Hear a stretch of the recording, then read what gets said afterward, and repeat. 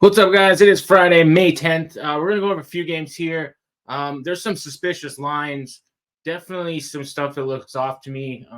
That's why this video is coming out a little late. There were some TBD starters for lots of the time. But there's some suspicious lines. There's some weather issues. But let's get into it. I don't want to waste you guys' time. Don't forget to like this video. Subscribe to the channel if you get any value out of it. Turn notifications on. And drop your picks in the comments, questions in the comments, anything you got. Let's get into it. I'm going to start with the games that I'm probably going to be playing in some sort of fashion. And then after, I'll go through the rest of them and give some leads quickly. And I'll probably try to give you guys a 5-team parlay at the end of the video. So it's going to be some square picks today. There's, like I said, there's some suspicious lines. There's some stuff to look at. So let's get into it. Don't want to waste you guys' time like always. All right, going to Citi Field here. I'm hoping the weather stays all right here. This one is still up in the air. It looks like there is a chance that this does get rained out. So that does kind of suck. But, I mean, I'm fading Jose Quintana here. I got to take the Braves. I know it's going to be square. It's a tough play. But Jose Quintana is just one of my least favorite starters in this Mets rotation. Braves are hitting 265 on the season on the road versus lefties. Mets hitting 200 versus righties at home. You look at that little bit like last 10 game sample size. The Braves line 170. They're struggling. I'm not gonna lie. Mets hitting 235, but the Mets just beat the Cardinals in 2 games. It's the Cardinals. I think the Cardinals are a really bad team this year, especially now that they lost Wilson Contreras. These two teams know each other's pitchers very well. They know Jose Quintana as far as the Braves go. Ozuna has a home run. Albies 2 home runs. Duvall 2 home runs. On the other side versus Morton, you got JD Martinez has a home run. Francisco Lindor. Jeff McNeil has 2. Brandon Nimmo has 1. I could see some runs in this game. The total being at 7.5 is weird, but I got to go with Charlie Morton in my opinion, the better team. I don't love how the Braves are struggling versus lefties, but I just think the Braves can get right on this game. They are on a 2-game win streak. The Mets are on a 3-game win streak, but Mets have actually, they're both on 2-game win streak. The Mets have covered the +1.5, 7 of the last 10 games. But I just think the Braves are the stronger team lineup-wise, and I just trust them a little bit more.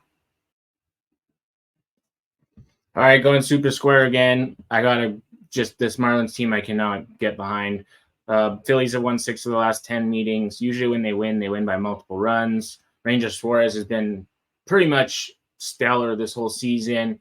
His last outing was his worst one, where he gave up 3 earned runs and a home run in 6 innings pitched. Whereas Trevor Rogers has been absolutely rocked, especially his last outing, where he gave up 8 earned runs in 2 1/3 innings, 2 home runs to the Oakland Athletics in Oakland. Phillies hitting 268 versus lefties on the season, 259 overall on the road. Marlins hitting about 230 at home. Honestly, I could see some offense in both these ones, but I don't think the Marlins put up more than a couple. But I think the Phillies get a comfortable win. It's going to be a square play, pretty public. Don't love the fact how public it is, but this is a huge mismatch. The Phillies have the way better starter in this one, the way better lineup. The Marlins they've lost 15 of 20 home games so far this season. Phillies 11-5 on the road, one of the hottest teams in baseball. I gotta play it as long as it's square. I mean, you could lay 2.5 runs if you really wanted to, but I'm taking the Phillies on -1.5. All right, going to another square game, man. Texas Rangers, I think they win this game pretty comfortably. I could lay -3.5 at +200, honestly, in this game. They get a lefty in Austin Gomber. He's not been the greatest. Other than that Pittsburgh start, it was Pittsburgh. He only had 3 strikeouts in 6 innings, went shutout ball. It was in Pittsburgh, though. He can give up 3 home runs in the first 2 innings, this guy. So John Gray, pretty solid this season. His earned runs are down. Obviously, he's pitching on Coors Field, makes it a little different. But I still think his last start versus Colorado, they won by 6 runs, I think. He went 5 innings, 6 strikeouts, 1 earned run. I think that might have been in Texas, but either way, the Rangers their offense is starting to get going. They're hitting lefties in the mid 240 range on the road. The last 5 games are hitting 248 versus lefties. Rockies are all right versus righties. Like I said before in other videos, they do play better at home. I liked them in that last game. But in this one, I just think the Rangers offense is too much for the Rockies versus a lefty. I could see Adolis Garcia hitting a home run. I could see Marcus Semien hitting a home run. Coors Field is probably going to be one of the best as far as hitting conditions today. We're seeing a little bit of wind blowing out. It's still cool in the air, but still cool temperatures, but the air density is better. So obviously it's Coors Field with elevation. So the balls could be flying there. The balls could also be flying in Anaheim too, but give me the Rangers run line. I think you could lay multiple runs in this one. I could get plus 200, plus minus 4.5 is plus 275. So they would have to win by 5 runs or more, but minus 3.5 plus 190 plus 200, depending on where you're looking. I don't mind that either. I think the Rangers get a comfortable win here. All right, going to Milwaukee. The Brewers got Christian Yelich back yesterday. They also teed off on Sonny Gray early in that game. Arenado made him kind of a mistake in the first inning. He could have got a double play. Instead, he went for the tag and threw to first, missed the tag just slightly. Ended up leading it to a 3-run home run from Rice Hoskins right after that. But you got Lance Lynn going, a guy that can struggle with control. He's given up 3 walks in 3 straight games. He can give up home runs. He gives up hard contact. He can give up a lot of as far as earned runs. And Milwaukee's making Robert Gasser is making his first start, and his AAA numbers are not the greatest. 12 innings pitched, 5.25 ERA, 1.5 WHIP. I don't obviously love that, but he's got a pretty good fastball. Let's see, where's his numbers? His fastball is not terrible. He's got a good K rate. Cardinals can strike out a lot. I don't love this Cardinals offense. Without Wilson Contreras, they're actually, I don't know, they're just bad. They put up only 1 run yesterday, and that was with Myers on, I think it was Tobias Myers or whoever. So the fact that they only put 1 run up on him versus, and this Brewers team, William Contreras, 5 home runs, batting .350 with 25 RBIs versus righties. Gary Sanchez, 2 home runs, batting .227. He also has a home run in 10 at-bats, batting .400 versus Lance Lynn. Let's see. We got Adame, 6 home runs, batting .274. Jake Bauers, 3 home runs, batting .211. Hit a home run yesterday. Hoskins, 7 home runs, batting .241.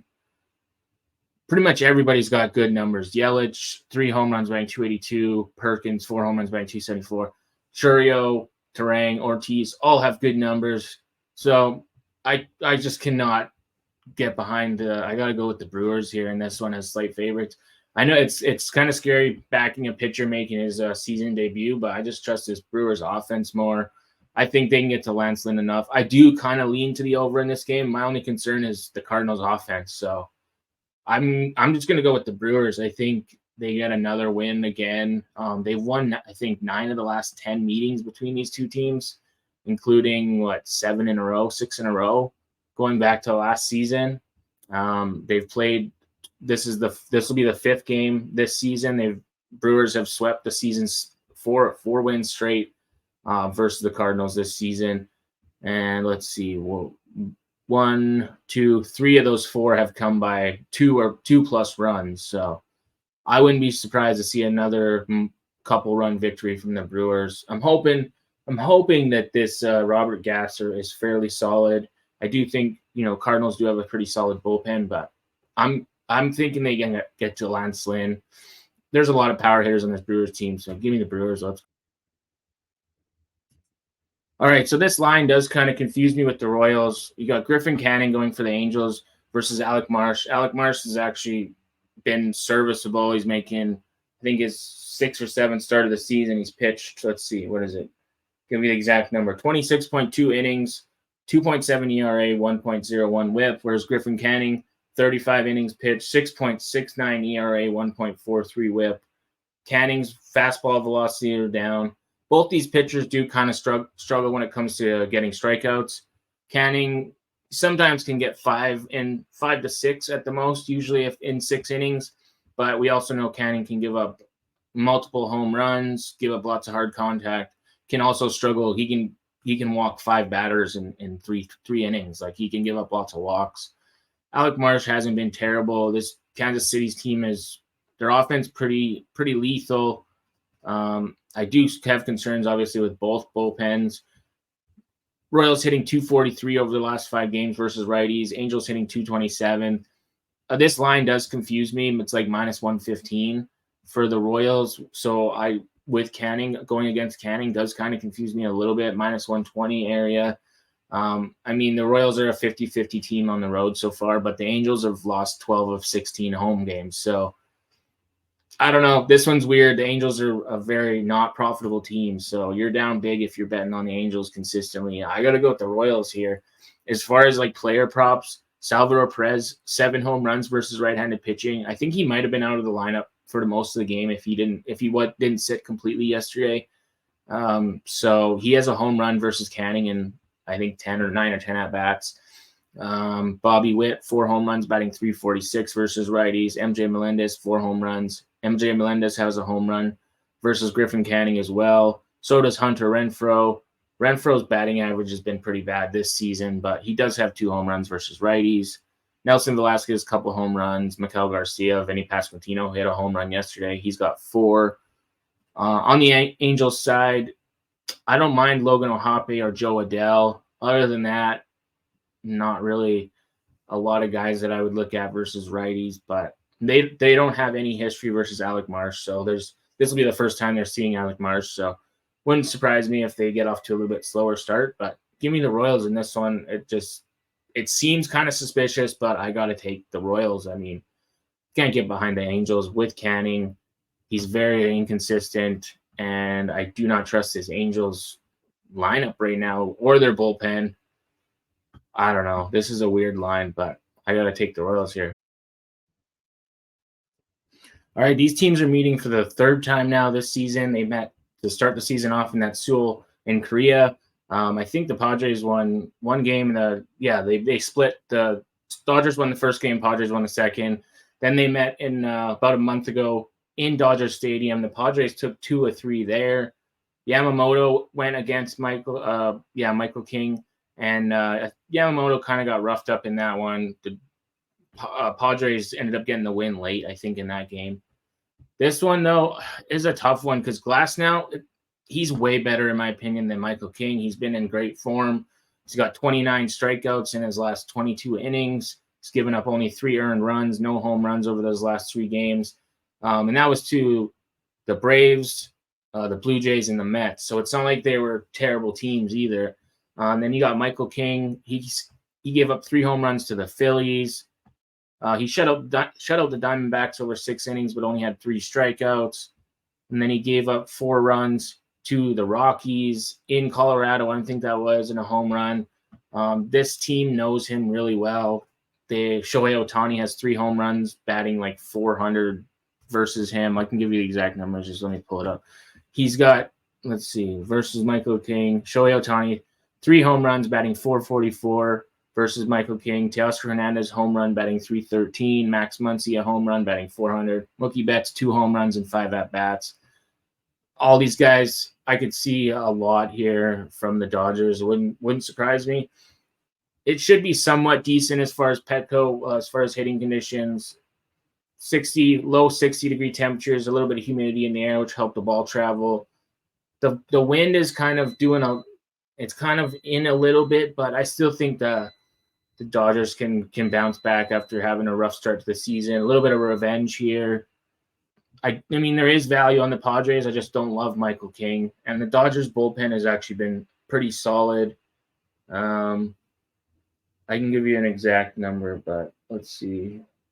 LA Dodgers, last 2 weeks, 39.1 innings pitched, 0.92 ERA, 0.79 whip. So just been absolutely on fire. Whereas you got San Diego Padres, 42 innings pitched over the last 2 weeks, 3.86 ERA, 1.19 whip. So, I mean, the Dodgers in good form. I got to go. I'm taking the Dodgers in the parlay, but for straight betting purposes, probably have to lay the run line with the Dodgers to not have to lay minus 180, but I think the Dodgers get this win. I'm hoping they win by 3+ runs. I would like to see like a Dodgers, 7-4 at least type win in this one, because I do kind of lean to the over. I want to see some home runs from the Dodgers. I would like to see both these teams can hit right-handed pitching. Dodgers hitting just below 300 over the last 5. Padres hitting 308. When you go on the road, Dodgers hitting 269, Padres hitting 248 at home versus righties. So I think we could see some offense in this one. I could see Glasnow shutting the Padres down for a good portion of this. A lot of numbers of pretty much all these guys. Bogarts is like 0 for 15 basically.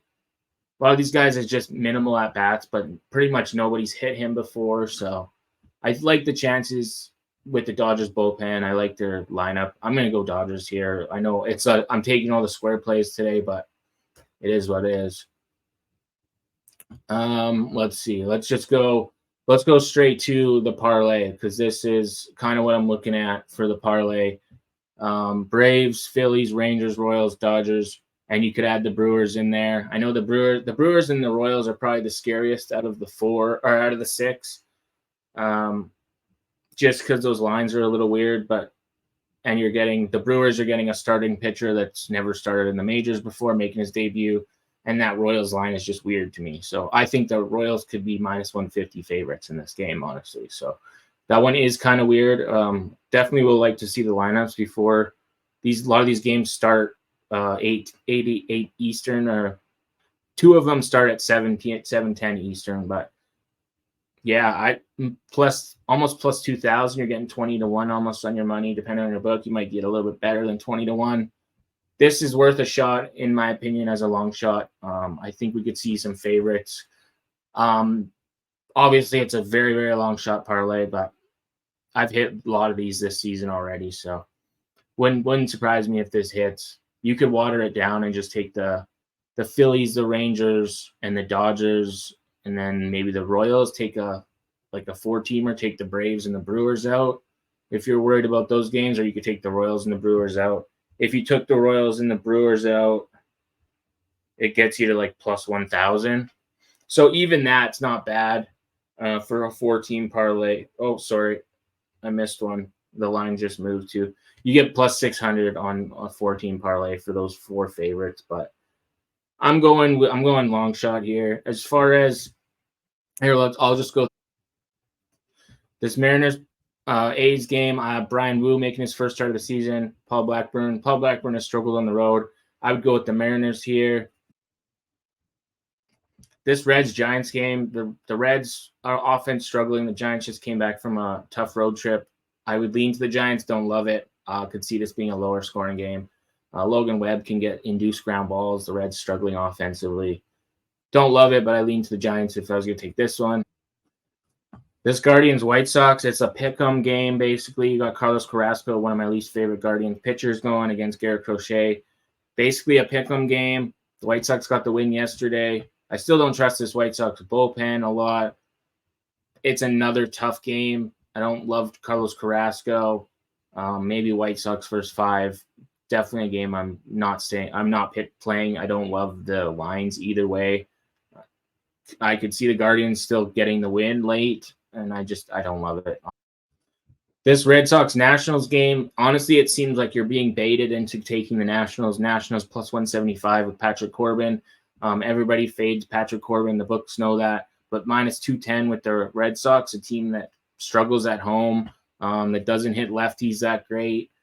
Nationals, one of the most profitable, are the most profitable team in baseball. 11-8 on the road. Red Sox 7-9 at home. Like, this is just this line is weird to me. Obviously, Corbin can get roughed up any time, but his offense has backed him up for the most part on his wins. And he's faced the Dodgers twice. He faced the Blue Jays, got the win there. He gave up 3 earned runs. Tanner Houck has been pretty solid in my opinion.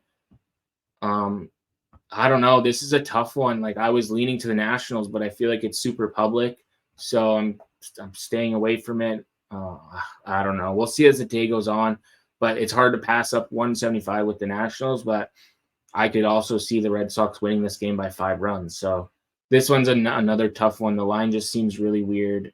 Just seems like they're trying to get a lot of square money is coming in, fading Patrick Corbin, and then the sharp money will be on the Nationals. So I don't know. This is a tough game, really.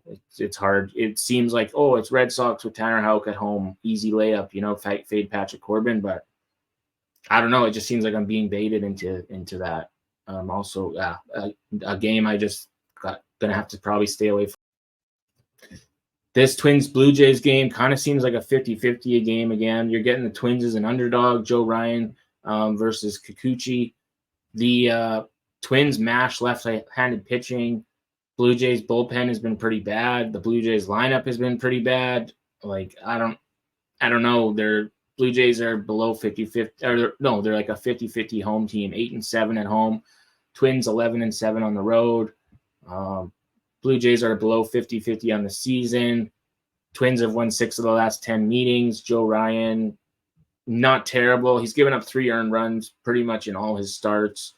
Kikuchi was pretty solid his last outing, 7 strikeouts in 6 innings, but he's also can give up runs. He does seem to pitch better at home, but you got a team that mashes left-handed pitching. Twins hitting 287 overall versus lefties. On the road, 297, so it's not like it's just a blip. It's not just a small sample size. They're hitting solid numbers on the road, even better on the road versus lefties. Blue Jays hitting 246 at home versus righties. Over the last 5 games, Blue Jays are only hitting 219. Twins hitting 250. Another line, the Blue Jays being favorite at home. I mean, I know it's a kind of a tough spot for the Twins. Blue Jays had the day off. I mean, it's hard to go against the Twins right now because their offense is clicking, but another line that doesn't really make sense to me. The only thing that makes sense is the rest advantage, Kikuchi being better at home. But man, this Blue Jays team is just a disappointment this season so far, and it's hard to back them. So, and I hate their bullpen. The Twins have one of the best bullpens overall. Blue Jays pretty much the worst bullpen in MLB. Yeah, I don't know. The Twins top 10 or top 7 at bullpen. I think the Yankees have one of the best bullpens in the league, but either way, another one this is a tough one again. I lean to the Twins. This D-backs Orioles game, another one. You're seeing a small D-backs minus 130 or Orioles minus 130 favorites at home. Cole Irvin has went like 20 some innings, 23 innings of shutout baseball. He's been pitching absolutely on fire. It is currently raining in Baltimore. Brandon Pfaadt has been pretty terrible for the most part on the season. He gave up 10 hits to the Padres his last outing, 4 strikeouts. He had one good outing versus Seattle, a couple of so-so outings. He can give up the home run ball. And then, yeah, you go, let's see, the last 13, 19, 20, yeah, over 20 innings, Cole Irvin hasn't given up a run, at least 20 innings. I think it's 23 and a bit, but he's been limiting damage. But this D-backs team can hit lefties no problem. Like 309 average on the season, 303 on the road. Orioles are struggling versus righties. We've seen it against the Nationals when I took them with Corbin Burns. This one seems like another bait line. I kind of lean to the over on this one at 7.5. I don't love the D-backs bullpen. I don't love the fact that they just came off that series and the Orioles are rested at home, but this is another one that just doesn't really make sense to me a lot. It seems like a trap line for trying to take money on the O's.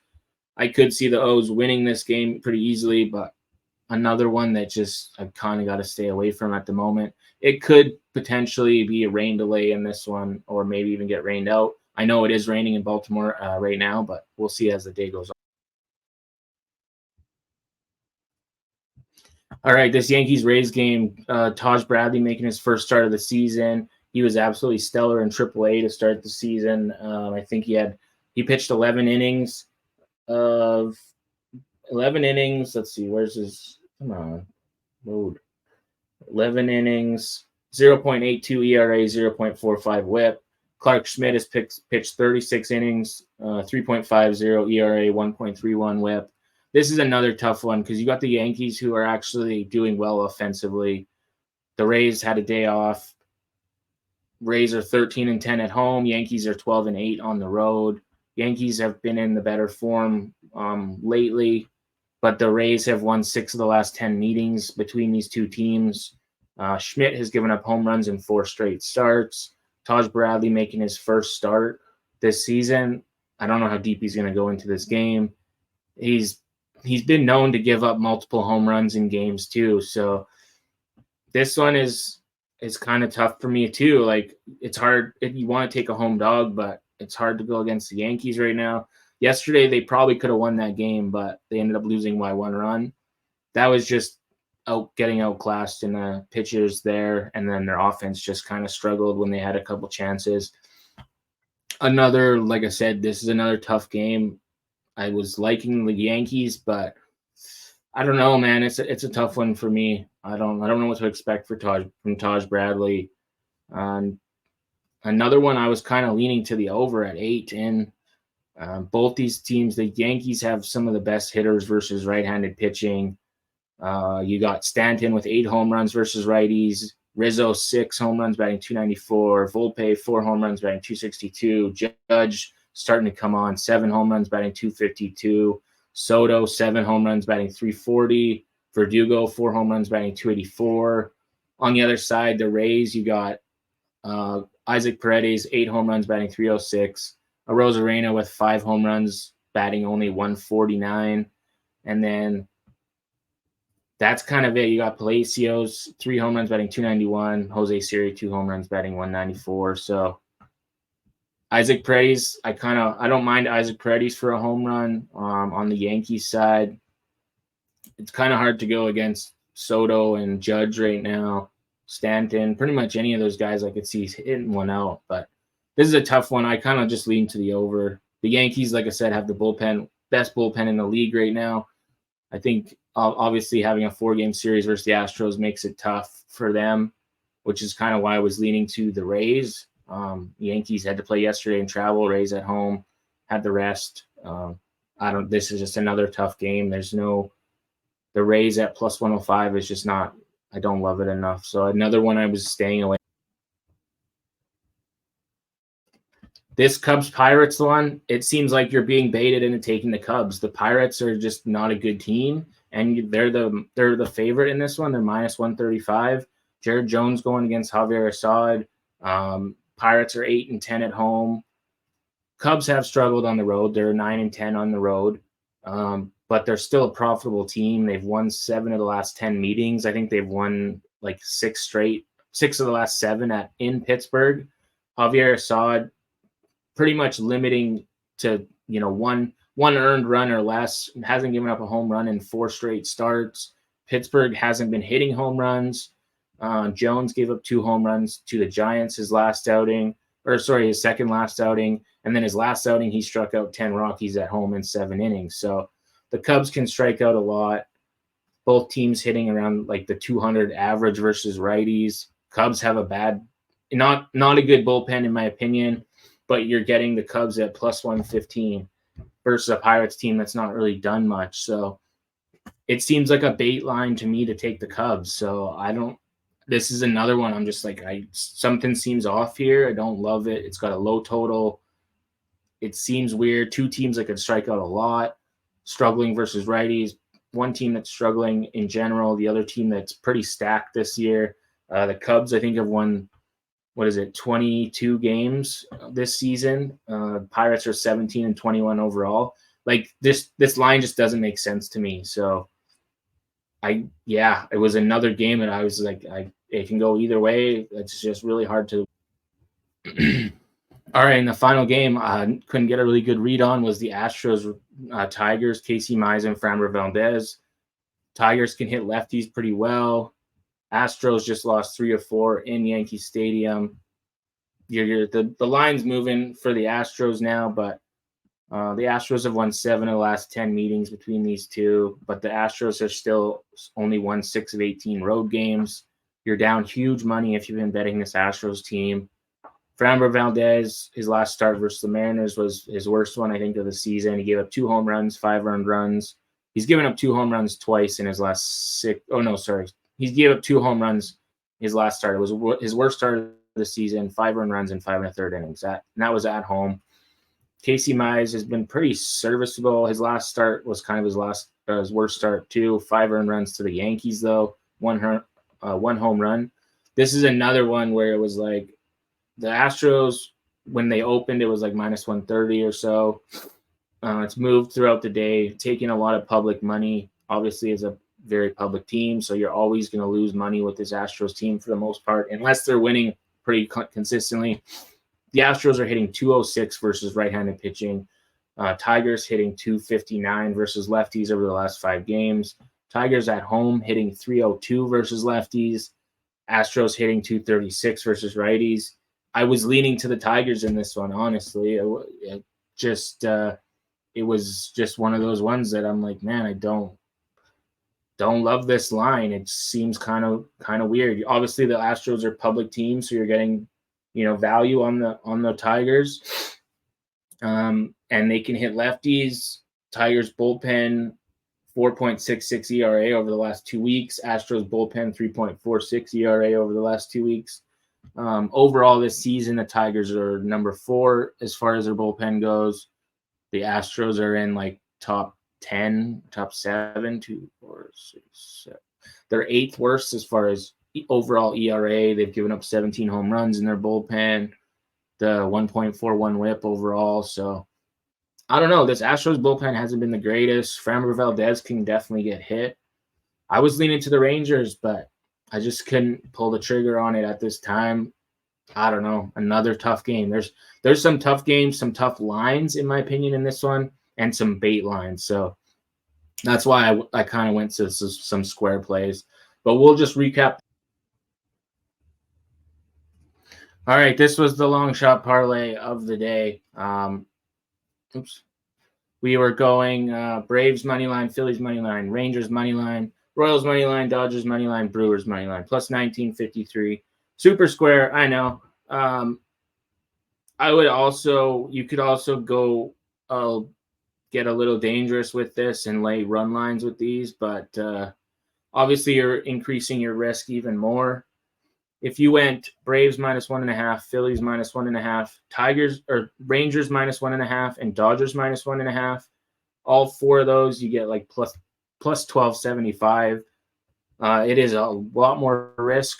You're only playing 4 teams. As long as those teams win by 2 runs or more, you catch that. But it is a bigger risk, in my opinion, than just taking the teams outright. But plus 1274 for those 2. If you added the Royals money line into that and the Brewers money line, you get plus 4609. So 4 favorites on the run line, and I don't know, you can't really see it, and then 2 slight favorites, plus 4609. Maybe I'll try that one out too, but I'm probably not betting as much on that if I am betting it. Like I said, this is the long shot parlay, all money line favorites. Square, I know, but it is kind of the way I was looking on this Friday. As far as a best bet goes, I think the Rangers laying multiple runs, minus 1.5, minus 2.5. I think they can dust the Rockies in Colorado this today. That's probably, as far as at time of recording, it's the one I like the most as far as the team I think can get the comfortable win. The Phillies was the other one, but it was just even more public than the Rangers, so that's the only thing that concerns me on that one.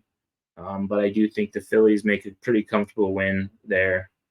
So those 2 were my 2 square but best bets of the day. But I know this has been another long video. Like I said, I was going pretty square in these ones. I went over every game, but there was lots of games that I didn't like and was pretty questionable about. But don't forget to drop your picks in the comments. Like this video, subscribe to the channel if you got some value.